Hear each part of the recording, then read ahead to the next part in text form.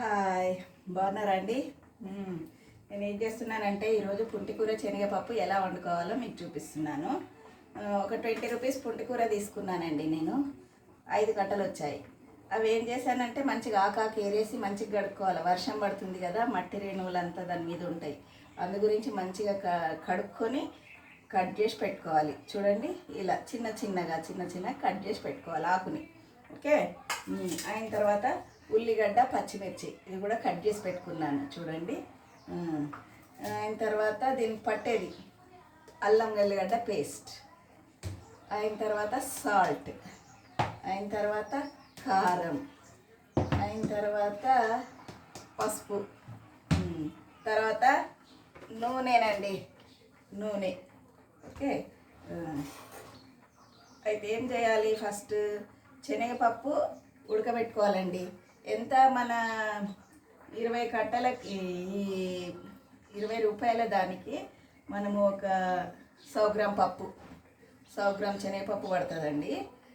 ఆ శనగపప్పును ఇలా ఇగో నేను ఉడుకుతుంది చూడండి. ఇక్కడ పప్పు ఇగో ఇలా ఉడకాలి. చూడండి, ఇగో ఇట్లా పట్టుకుంటే ఇట్లా అయిపోవాలి. ఇప్పుడు ఉడికేసింది ఈ పప్పుని మనము నీళ్ళు ఉన్నాయి కదా, అందులో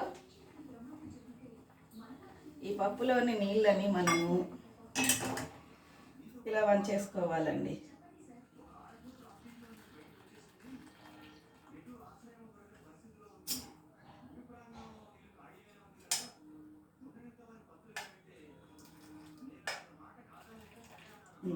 ఇలా పప్పు ఇలా ఉడకబెట్టి పెట్టుకోవాలి.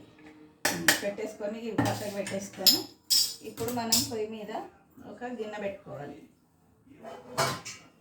చూడండి, ఇది పెట్టాను. పెట్టేసి దీంట్లో నూనె పోసుకోవాలి.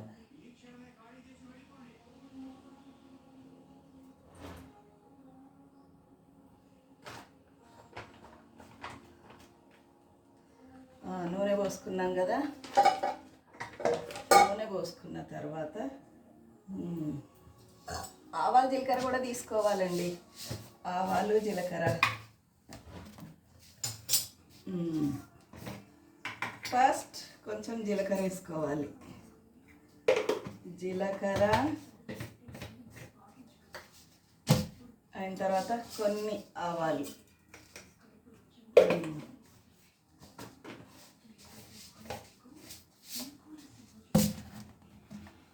జీలకర్ర ఆవాలు,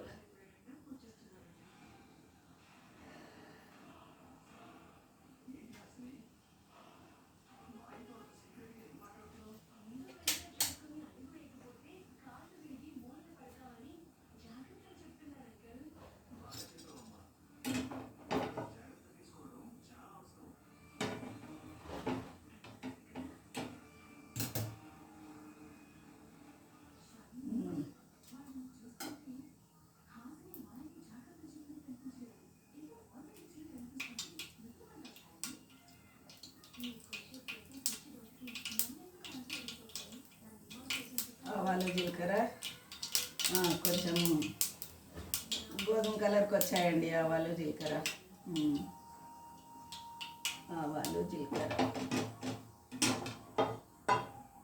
అయిన తర్వాత మనం ఉల్లిగడ్డ, పచ్చిమిరపకాయలు వేసేసుకోవాలండి. చూడండి, ఉల్లిగడ్డ, పచ్చిమిర్చి వేసాం కదా.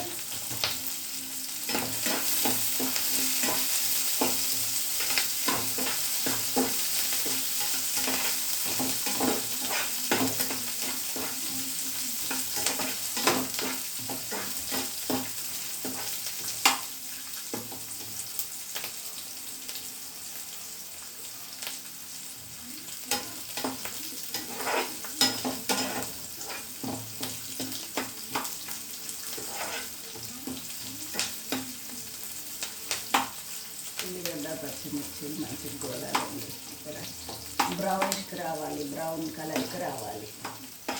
వస్తేనే కూర టేస్ట్గా ఉంటుందండి. మనం ఏ నూనెలో అన్నీ వేసాం కదా అనేసి అంటే బాగుండదండి. గోలాలి, గోధుమ కలర్కి రావాలి. గోధుమ కలర్ చూడండి, గోలుతున్నాయి.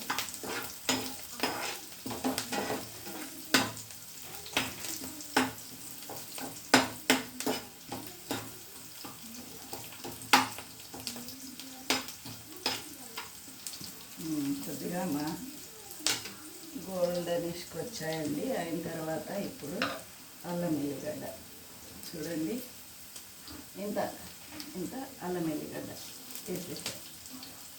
అల్లం ఎల్లిగడ్డ వేసేసి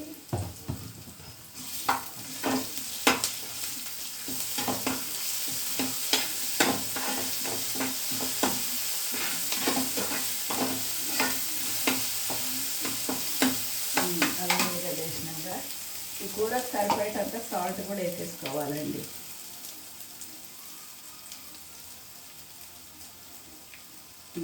సాల్ట్ చూసుకోవాలి, తర్వాత మళ్ళీ తక్కువ ఉంటే వేసుకోవచ్చు. ఎందుకంటే కూర మాడదండి. ఇది ఇట్లా ఎల్లిగడ్డ ఇది అల్లం ఎల్లిగడ్డ పోయిస్తున్నాం కదా, ఇవి మాడకుండా ఉంటాయి. చూడండి, ఇలా వేసుకున్న తర్వాత కొంచెం పసుపు వేసుకోవాలి. పసుపు వేసానండి. అయిన తర్వాత ఇలా కలిపేసుకొని పుంటి కూర వేసుకోవాలండి.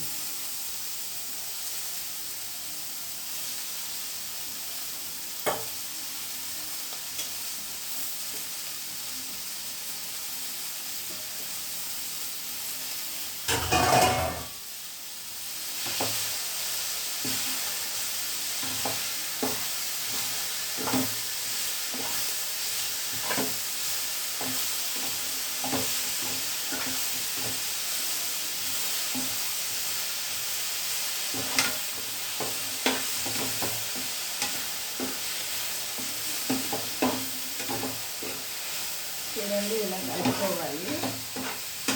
ఇలా కలుపుకొని కొంచెం సింపుల్గా పెట్టేసుకోవాలండి. మాడలు చేసి ఇలా కలిపేసుకొని ఈ పుట్టి కూర ఉడకాలండి. ఈ పుట్టి కూర ఉడికేదాకా మనం ఉడకనిచ్చుకోవాలి. కొంచెం సేపు ఉడకనిచ్చుకోవాలండి. ఓకే, చూడండి పుంటి కూర ఇలా ఉడికేసింది కదా. ఇప్పుడు ఏం చేయాలి, మనం ఈ పప్పు కూడా వేసేయాలి. ఈ పప్పు వేసేసి కలుపుకోవాలి.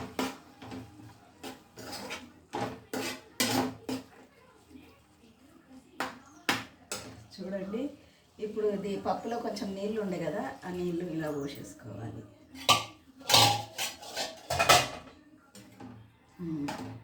ఇలా పోసేసుకొని ఇప్పుడు కారం వేసుకోవాలి. చూడు, కారం వేసేసాను.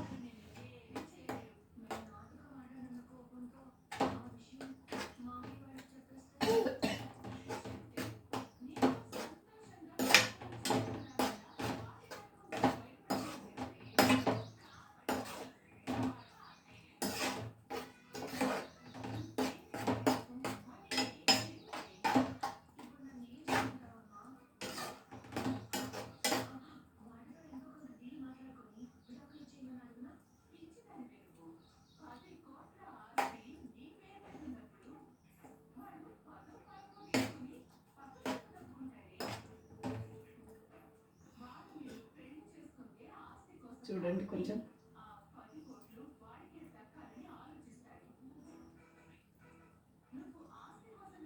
కారం సరిపోయింది. కారం చాలండి. కొద్దిగా అంత సాల్ట్ వేస్తానండి. సాల్ట్ కూడా సరిపోయింది.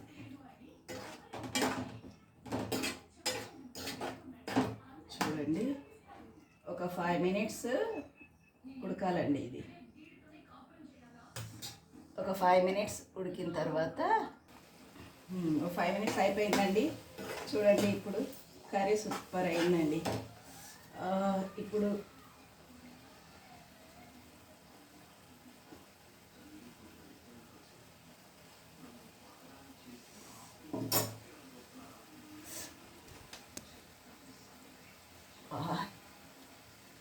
కత్తండి పుంటి కూర శనగపప్పు ఎలా వండాలో చెప్పాను కదండి.